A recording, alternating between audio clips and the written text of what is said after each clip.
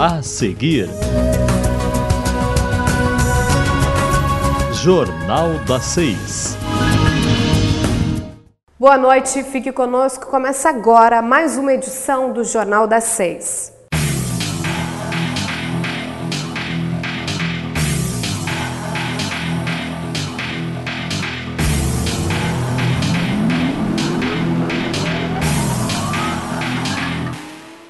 Começou a aplicação da vacina contra o HPV em meninos em todo o Brasil.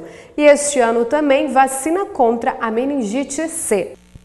O público-alvo são garotos de 12 e 13 anos. Até o ano passado, apenas as meninas recebiam dose da vacina. A extensão da política de imunização para meninos tem o objetivo de proteger contra os cânceres de pênis, garganta e ânus, doenças que estão diretamente relacionadas ao HPV. Bem, no nosso calendário novo, atualizado, calendário 2017, nós temos a introdução da vacinação contra o HPV em meninos na faixa etária de 12 a 13 anos. Irá funcionar conforme fizemos em 2014, todo aquele trabalho para que entrasse na rotina nos dias de hoje para a menina. Então, primeiramente, vamos atingir os adolescentes de 12 e 13 anos. Temos aí uma data de corte limite, na data de nascimento, em 1º de janeiro de 2003, o que nos facilita para o acompanhamento dessa faixa etária. Mas é 12 a 13 anos. O nosso trabalho vai ser nas escolas, a partir de março, conforme toda a coordenadoria regional e o estado do Rio Grande do Sul. Porém, alguma demanda espontânea que está chegando às nossas unidades, acompanhado dos pais ou responsáveis, nós estamos realizando a vacina porque temos ela em estoque. A faixa etária foi definida para proteger as crianças antes do início da vida sexual e, portanto, antes do contato com o vírus. Até 2020 serão incluídos gradativamente crianças de 9 a 13 anos de idade. Com certeza, até eu não gosto quando a mídia, quando a imprensa foca na questão da sexualidade e o HPV. Com certeza, o HPV é uma doença sexualmente transmissível. Então, nós temos que ter um cuidado com isso, mas ela não é 100% relacionada. Ela é uma doença que pode gerar um câncer, e no caso dos meninos, um câncer de pênis, mas temos outros locais que pode ser gerado esse câncer. Então, nós temos também a questão da boca, da parte da orofaringe. Nós temos que ter um cuidado também que a transmissão desse vírus não é apenas pelo sexo. 5% pode ser transmitido através de roupas íntimas, que os jovens, às vezes, naturalmente trocam roupas. Agora, uma época de verão, estão em piscina, na casa de verão, ou, enfim, pode usar toalhas, compartilhar toalhas, compartilhar alguns utensílios em comum. Então, tem que ter algum cuidado. Até vaso sanitário já há estudos. Então, a gente tem que ter um cuidado muito especial, porque nós não podemos relacionar não somente a essa parte do ato sexual. E sim, é uma prevenção, é uma vacina contra o câncer, que é uma doença que, infelizmente, nos dias de hoje, ainda mata. O Ministério da Saúde realizou outra mudança no calendário de vacinação para 2017. A vacina para meningite C será aplicada em adolescentes na faixa de 12 e 13 anos. No ano de 2017 temos essa novidade, mas aí está relacionado meninos e meninas na faixa etária de 12 a 13 anos.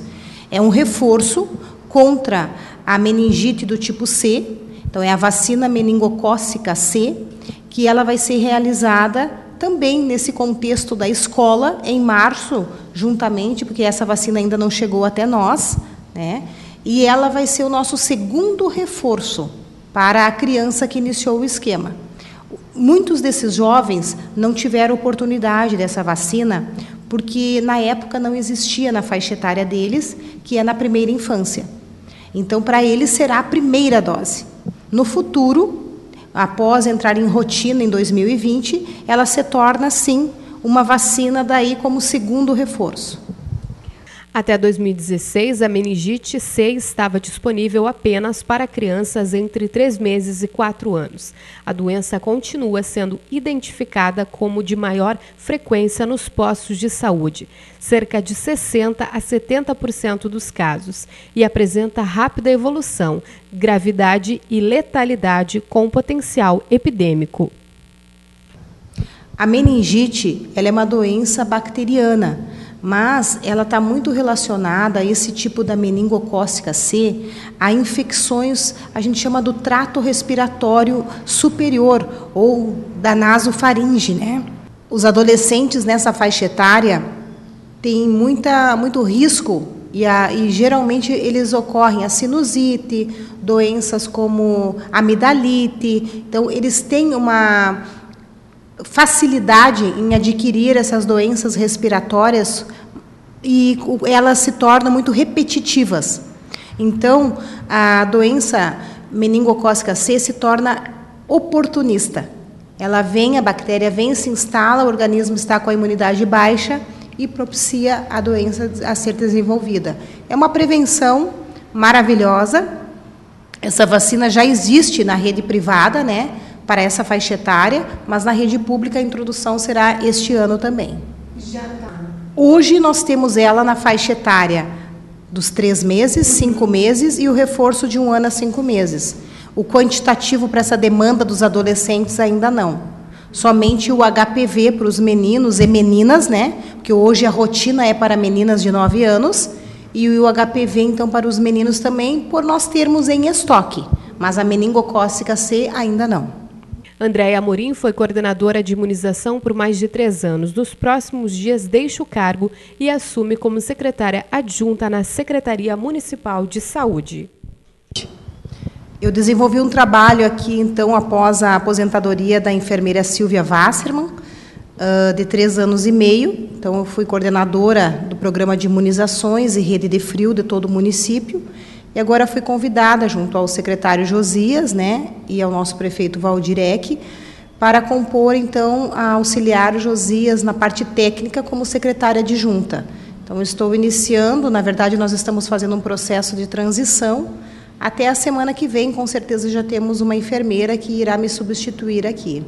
Bem, a Secretaria de Saúde, com certeza, é um desafio constante e diário. No município de Juiz, se nós fizermos uma retrospectiva, todas as doenças que aparecem em todo o Brasil, infelizmente, acabam passando por aqui. Nós temos um polo muito grande aqui relacionado à saúde regional. Então, temos os benefícios e os malefícios. E isso faz com que ficamos, então, muito adeptos, abertos a qualquer porta de entrada para todas as pessoas. Temos centros maravilhosos, então vamos fazer um trabalho muito integrado de contrapartidas, de contratualizações com os hospitais existentes, né? Temos um bom relacionamento com todas as instituições, mesmo privadas, públicas, na questão principalmente filantrópicas, né? Vamos intensificar, com certeza, toda uma linha que já está sendo trabalhada nesse momento aí do combate à dengue, chikungunya, zika, né? E temos outras doenças chegando. Maiaro é uma que temos que ter muita atenção e cuidado. Então, o nosso trabalho é um desafio diário e ele nos exige tempo integral. São 24 horas, né, de atenção. Estamos ainda, com certeza, organizando a casa, organizando servidores, setores, mas, com certeza, aí até o final do mês, nós já vamos estar com as demais localidades, setores já preenchidos, que ainda não temos alguns coordenadores. Então, isso nos dificulta o relacionamento, o encaminhamento, mas temos aí uma campanha grande, né, iniciando também em março. Vamos estar acompanhando tecnicamente todos esses setores. No ano passado, o Estado reduziu em 2,5% o desembolso em diárias, em comparação com 2015, em valores já corrigidos pelo Índice de Preços ao Consumidor Amplo. Foi o 2º ano consecutivo de queda. Juntos, os órgãos e poderes do Rio Grande do Sul gastaram 101,8 milhões de reais, o que significou um recuo de 2,6 milhões. Uma economia modesta frente a uma previsão de déficit de 2,4 bilhões de reais em 2016. E a crise que tem levado o Palácio Piratini a atrasar o pagamento de salários do funcionalismo. Entre os três poderes, o Judiciário foi o único a ampliar esse tipo de despesa. No acumulado do ano, o Tribunal de Justiça do Rio Grande do Sul aumentou em 9,84% o gasto com diárias, que chegou a 4,3 milhões de reais. O Executivo reduziu em 5,5% o valor desembolsado para atender às despesas de alimentação e hospedagem de servidores que se deslocam a trabalho. O dispêndio no ano passado foi de 86,9 milhões de reais. O Poder Legislativo também fechou a torneira das diárias no ano passado, ante a 2015. A despesa da Assembleia Legislativa somou 2,6 milhões de reais, queda de 23,4%. O custo da cesta básica aumentou em todas as capitais no ano passado. Célia é diarista. Ela faz mercado toda semana para aproveitar os melhores preços. Às vezes eu vejo na televisão, né? Passa propaganda e eu venho, compro um arroz, compro um óleo, compro um açúcar. Aí, às vezes eu tenho uma coisa em casa, aí já deixo para a próxima semana. Célia reparou que no ano passado alguns itens ficaram mais caros. De acordo com o Diese, a alta nos produtos da cesta básica foi de quase 5% em São Paulo. Ainda assim, a cidade ficou entre as três capitais com os menores aumentos do país. Rio Branco foi onde os preços mais subiram, mais de 23%. O feijão foi um dos itens com maior aumento. A alta chegou a mais de 100% em Maceió, Rio Branco e Manaus. Já o tomate foi o único produto que teve queda na maioria das capitais. Em Campo Grande, a redução foi superior a 40%. Em Recife, a queda foi de quase 37% e em Brasília, de quase 34%. Mas se a gente comparar a situação atual com o início do Plano Real lá em 1994, o poder de compra do trabalhador aumentou. Naquela época, a cesta básica aqui em São Paulo custava R$ 67,40, mas o salário mínimo valia R$ 64,79. Em dezembro do ano passado, a cesta básica custava R$ 438,89 aqui e o salário mínimo estava em R$ 880. Este economista diz que, apesar da impressão de alta nos preços, a cesta básica variou abaixo da inflação do período. O salário mínimo, nesse tempo, de 1994 até hoje, ele subiu cerca de 1.300%, enquanto que a cesta básica subiu muito menos, de 330%. O que significa isso? Que hoje, com um salário mínimo, as pessoas compram um número de cestas básicas maior do que comprava em 1994.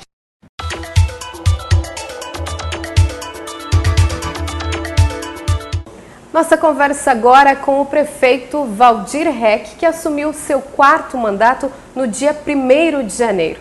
Primeiramente, prefeito, muito obrigada por nos receber aqui no seu gabinete. Bom dia, um abraço a vocês que estão com a gente, estão com a comunidade de Juí, enquanto TV Juí. É um prazer muito grande recebê-los.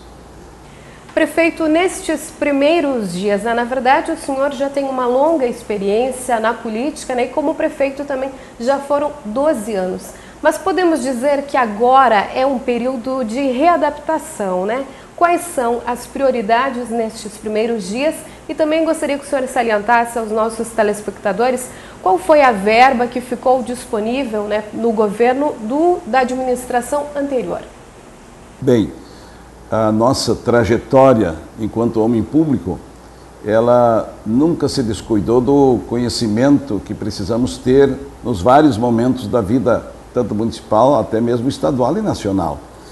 E esse 4º mandato, ele foi antecipado por ações que se desenvolveram em Brasília com a Confederação Nacional de Municípios, com uma viagem a Porto Alegre e outros contatos mais aqui na própria cidade, no próprio município de Juí. Nós não paramos. Depois da eleição, Primeiro foi a eleição, que demandou um forte tempo e muito trabalho. Depois veio esse período entre a eleição e a posse, são cerca de 3 meses. E nesse período a gente trabalhou muito, pensando no futuro governo, na preparação do futuro governo, na escolha dos secretários, dos CCs que vão trabalhar com a gente, das pessoas que precisam ser relocadas na área dos concursados e assim por diante. Então a gente já vinha se preparando. Agora, a partir do dia 1º, então, a gente colocou em prática aquilo que a gente tinha planejado.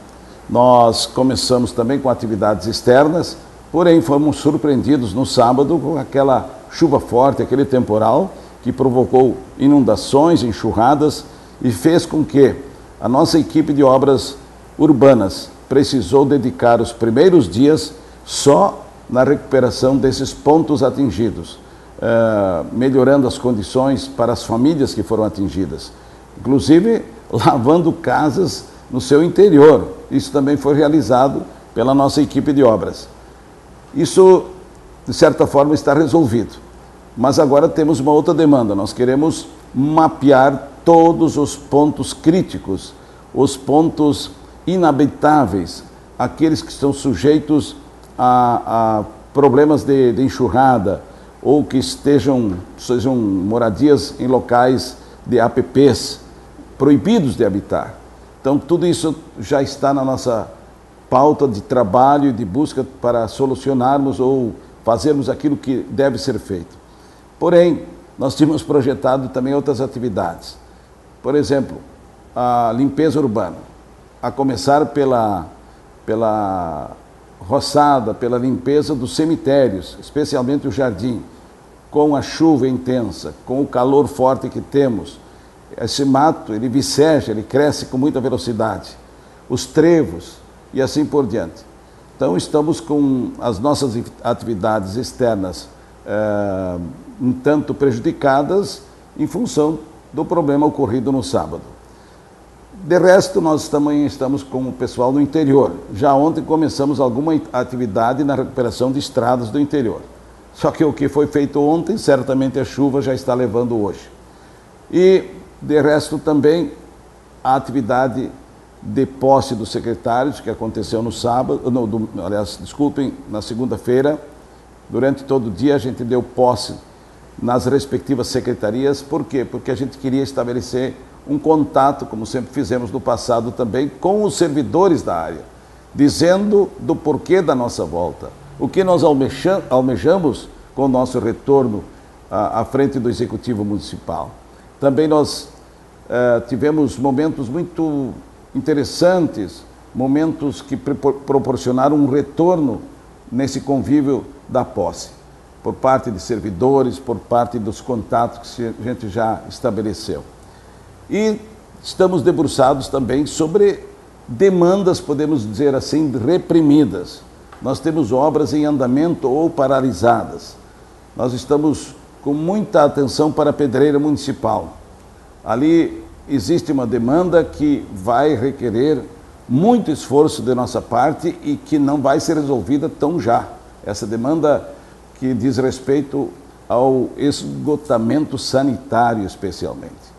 Nós temos também obras lá na Alvorada, no bairro Alvorada, que já os financiadores, o caso da Caixa Econômica Federal, estão estabelecendo prazos para que as metas sejam cumpridas. Isso faz com que a gente tenha todo um cuidado e uma ação forte para tentar cumprir isso. Prefeito, essa é uma situação que a comunidade tem questionado muito, não apenas agora que o senhor está iniciando novamente o seu trabalho, mas antes, nos anos anteriores também, durante a gestão também do prefeito Fioravante Batista Balim, das obras que temos no município, que parecem praticamente concluídas, como é o caso da creche do bairro Colonial, uma questão de uma UPA também, se não me engano, é bairro Assis Brasil ali. Então são questões que a comunidade se questiona, tá, o dinheiro público que está ali, parecem, né, praticamente concluídas. Claro que faltam algumas coisas, mas são preocupações da população e que acredito que hoje sejam suas também. Sem dúvida, é uma obrigação nossa de dar sequência àquilo que está em andamento ou paralisado. No caso da creche do bairro Colonial, o prefeito Balim, ainda no apagar das luzes da sua administração, conseguiu fazer com que uma empresa assumisse a continuação daquelas obras. Esperamos que isso realmente esteja funcionando bem. Já a UPA, ela tem outras demandas. Temos questões que vão para o caminho da judicialização. Por quê? Porque há um desencontro quanto à obra em si, à construção. Então, estamos diante de duas demandas importantes. A questão construção, finalização dessa obra, e a questão com o governo federal, porque agora flexibilizou um tanto com uma nova portaria, mas ainda não chegou às nossas mãos essa portaria, para darmos início às atividades da UPA. Só que isso não se faz de uma hora para outra, isso demanda tempo. Eu ficarei feliz se nós conseguirmos colocar a UPA em funcionamento no decorrer do ano, talvez mais para o final do ano.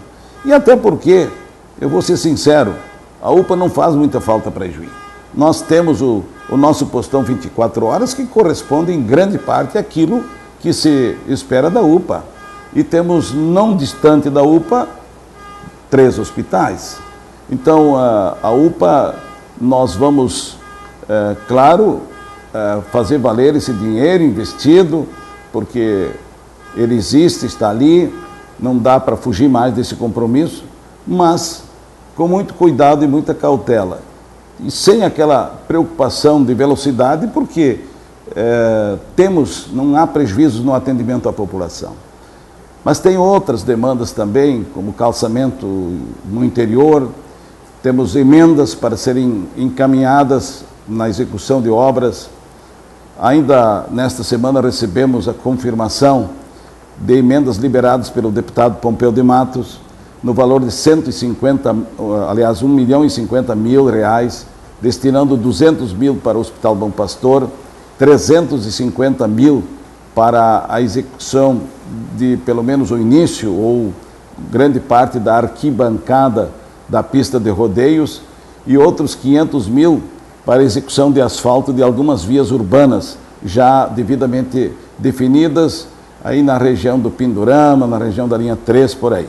Então, são todas atividades que precisam ser implementadas. E junto com isso, nós nos ressentimos dos nossos CCs ainda não aprovados pela Câmara de Vereadores, que tem também um prazo para ser cumprido. Tudo funciona na área pública com prazos. Nós fizemos a reforma, as mudanças necessárias, como nós entendemos nesse momento de dificuldades que vive a nação, que vive o Estado, que vive o município. Nós ajustamos isso para termos, a partir dos CCs, também uma boa economia, e FGs também estão suspensos durante janeiro e fevereiro. Vamos ver se implementamos isso a partir de março. Então temos muitas demandas a serem cumpridas e algumas delas não dependem só de nós. No caso dos CCs, dependem do andamento do projeto na Câmara. Nesse momento nós precisamos subsidiar ainda esse projeto. Então esperamos que até a semana que vem nós tenhamos a aprovação desse projeto. Com isso, a gente poderá então tomar outras atitudes, porém dentro do bom senso e do equilíbrio econômico. Isto é, aquilo que eu falei em outras oportunidades, nós queremos começar janeiro, e por enquanto não é assim, está bem menos. Nós estamos hoje com 14 ou 15 secretários e presidentes de autarquias, e que estão restritos, estão limitados, porque também tem gente em férias dos concursados. Então é um momento assim de transição também aqui na administração. Não temos toda aquela força que vamos ter daqui em março em diante. Então essas demandas nós vamos aos poucos resolvendo e fazer com que a máquina realmente produza a pleno a partir do mês de março. Com certeza. Prefeito, circulando na cidade, muitas das nossas pautas, né, ligamos para os presidentes dos bairros e a comunidade vem até nós também. Muitos reclamam da situação das ruas, né? O senhor mesmo já nos contou, e no dia 1º também conversamos sobre isso, que o senhor já trabalhou antes mesmo de tomar posse, devido aos alagamentos que nós tivemos na cidade, né? Em vários pontos da cidade. E a situação das ruas também preocupa muitos moradores, não apenas no centro, mas também nos bairros. Os presidentes de bairro, eles pedem, e vêm pedindo há algum tempo, o patrulhamento de trechos de vias dos bairros. Estava estabelecido que ontem nós começássemos. Não foi possível em função da enxurrada. Hoje chove. Vamos começar quando? Quando o tempo permitir. Mas vamos para os bairros fazer aquilo que a população precisa. E a chuva é benéfica para o meio rural, mas para nós aqui no meio urbano, em alguns momentos, atrapalha. Mesmo assim, a gente tem que conviver e dizer bem-vindo, chuva, para todos nós. Mas a população tem que entender que isso retarda as atividades, especialmente externas. Não dá para fazer calçamento, não dá para fazer asfalto, não dá para fazer melhorias com máquinas, com patrolas na recuperação de trechos de estrada, de vias urbanas e assim por diante. Tudo isso retarda. Mas vai ter um momento que a gente vai fazer. Com certeza. Prefeito, para finalizar a nossa conversa, como já falamos no início e a comunidade tem conhecimento, tanto que reelegeram o senhor para um 4º mandato, né? Novamente o senhor no comando, com certeza, acredito que seja uma satisfação e uma grande alegria para o senhor ver que a comunidade juiense ficou satisfeito no trabalho que o senhor realizou nos outros 12 anos que esteve no comando da prefeitura. Neste momento, né, no ano de 2016, nós tivemos toda uma situação polêmica na política nacional e também no Estado. Uma crise financeira que reflete, né, no momento em todos os municípios do Estado do Rio Grande do Sul. Neste seu mandato, prefeito, quais serão, né, as suas prioridades e também o que a comunidade pode esperar do seu trabalho nestes 4 anos? Pensando então na situação que provavelmente é diferente dos outros 12 anos que o senhor esteve no comando. Eu já tive em outra oportunidade também a situação difícil ao assumir. Nós já estivemos à frente do Executivo quando tínhamos 4 folhas atrasadas. Os nossos inativos estavam com 4 meses e meio, aproximadamente isso, com atraso. Hoje, os nossos inativos, graças à criação do Pré-Vijuí, que aconteceu em 2002, nós temos um caixa de 108, quase 110 milhões disponíveis. Portanto, pelo valor da folha de hoje, temos uma garantia de 55 meses antecipados, caso não ingressasse nenhum real a mais lá no Pré-Vijuí, o que não é normal, porque vai receber toda a vida apoio financeiro, o ingresso de recursos para os aposentados. E, de outra forma, nós temos que ter o equilíbrio entre o Pré-Vijuí, o que recebe, e também o pessoal que trabalha, que está na ativa. Neste primeiro momento, no entanto, nós vamos controlar muito a contratação de pessoas. Só vamos chamar estritamente os necessários. Aquilo que for necessário. Nós temos que reduzir um pouco a nossa folha e viabilizá-la com a realidade. Nós estamos diante de uma realidade difícil, está aí o Estado não pagando ou parcelando. O prefeito de Porto Alegre assumiu e está dizendo que vai logo, logo também parcelar salários. Nós já temos vários municípios nessa situação e nós não queremos chegar a isso. Primeiro compromisso nosso é tratar de pagar em dia os nossos servidores. O aumento, nesse momento, passa a ser uma questão secundária. Claro que vamos cumprir o piso nacional dos professores, o que for estabelecido, e sempre também trabalhamos com os professores com muita atenção na sua valorização. Nós criamos ao longo dos nossos períodos 2 planos de carreira, aliás, um plano de carreira, depois ele foi reformulado, e sempre com atenção voltada na valorização do professor. E agora o piso não será diferente, será cumprido, dentro do possível será cumprido.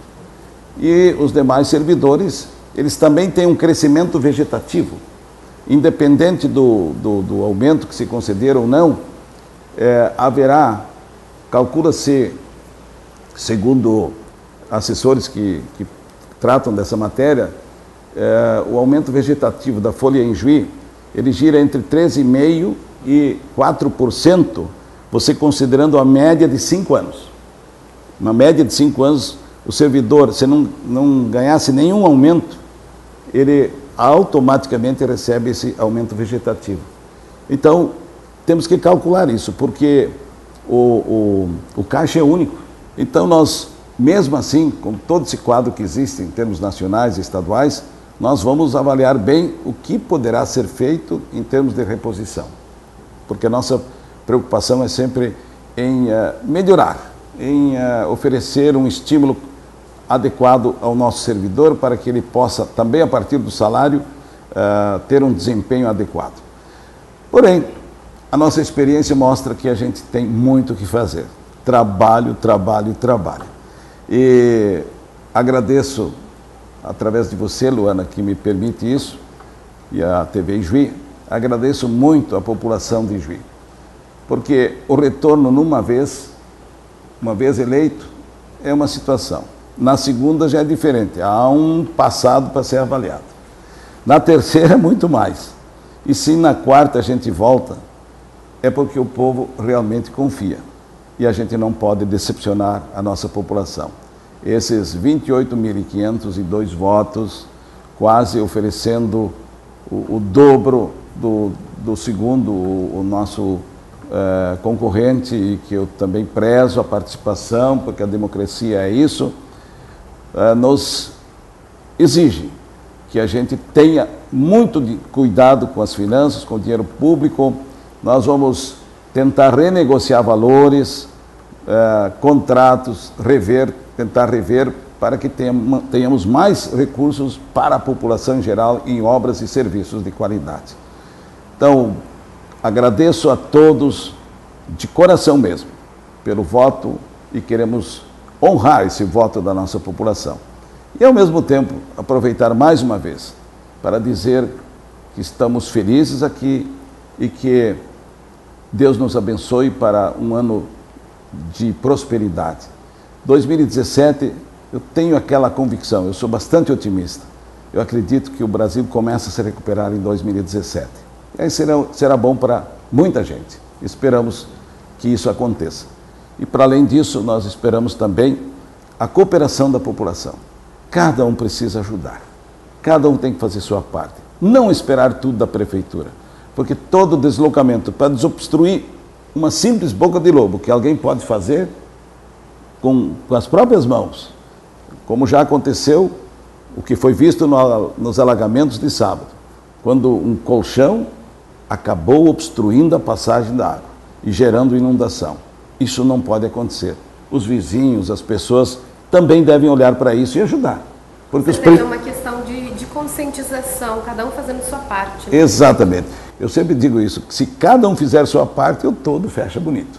Então nós esperamos isso, que as pessoas cooperem.